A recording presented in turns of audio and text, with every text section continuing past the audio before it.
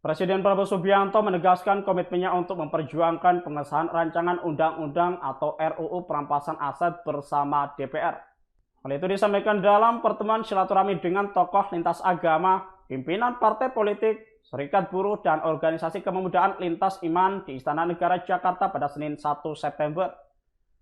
Dalam dialog terbuka tersebut, para tokoh masyarakat menyoroti berbagai persoalan bangsa, mulai dari beban pajak, perilaku pejabat, hingga isu korupsi yang kerap meresahkan publik. Presiden Prabowo merespon langsung dengan menegaskan pentingnya payung hukum yang kuat untuk memberantas praktik korupsi termasuk melalui RUU perampasan aset.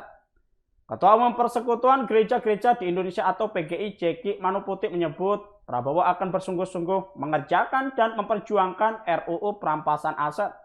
Sementara itu, Ketua Umum PBNU Yahya Khalil Stakuf menilai langkah Presiden merupakan jawaban atas aspirasi masyarakat yang sudah lama mendambakan tindakannya nyata dalam memberantas korupsi. Menurut Yahya, pemaparan visi dan gagasan Prabowo semakin menumbuhkan optimisme. Ia berharap komitmen itu segera diwujudkan agar masyarakat makin percaya pada arah kebijakan pemerintah. Senada Presiden Partai Buruh Said Iqbal dalam pertemuan tersebut menyatakan jika Prabowo merespon cepat dorongan pengesahan RUU perampasan aset, namun menegaskan bahwa proses legislasi tidak bisa dilakukan secara sepihak oleh eksekutif. RUU perampasan aset telah bertahun-tahun masuk dalam program legislasi nasional atau prolegnas, namun belum menunjukkan kemajuan signifikan. Para buruh menilai komitmen Prabowo untuk mempercepat pembahasan sebagai sinyal positif dalam agenda pemberantasan korupsi. Sebelumnya RUU perampasan aset disinggung oleh Partai Demokrat. Melalui Wakil Ketua Umum sekaligus Ketua Fraksi Partai Demokrat DPR RI Edi Baskoro Yudhoyono alias Ibas mengatakan pihaknya terbuka pada pembahasan RUU perampasan aset. Ia menyatakan selama ini DPR RI memang membuka peluang tersebut dan RUU itu sudah masuk dalam program legislasi nasional atau prolegnas. Meski begitu, Ibas mengungkapkan DPR perlu berkoordinasi dengan pemerintah untuk membahas RUU tersebut.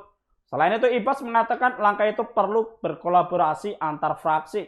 Terakhir, ia menekankan fraksi Demokrat bakal membuka tangan jika akhirnya pemerintah dan semua fraksi sepakat membahas rancangan aturan tersebut. Seperti diketahui, Undang-Undang Perampasan Aset kerap disuarakan massa aksi yang melakukan demo.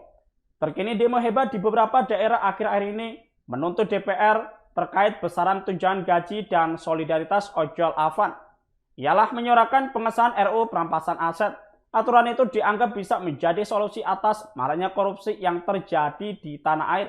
Wacana pengesahan RUU perampasan aset sebenarnya pernah dibahas pada periode kedua pemerintahan Presiden Jokowi, tepatnya pada saat periode DPR RI 2019-2024. Namun sampai saat ini DPR belum merealisasikan pembahasannya.